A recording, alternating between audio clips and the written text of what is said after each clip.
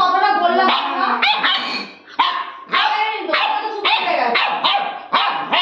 যেই বলেছি না তোমার নামে রেগে যাচ্ছে কেন তোমার শাশুড়ি একবার মুখ কাচি মতো করে ফেলেছে কেন রেগে গেল কেন ক্লাসটা দেখে ক্লাস দেখে নিলাম কি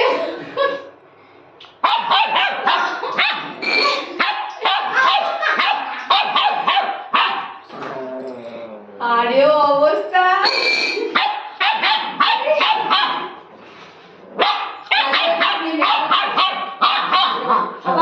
এত রাগাচ্ছিস এই বাবা ক্লাস থেকে ক্লাসটা ওর কোনো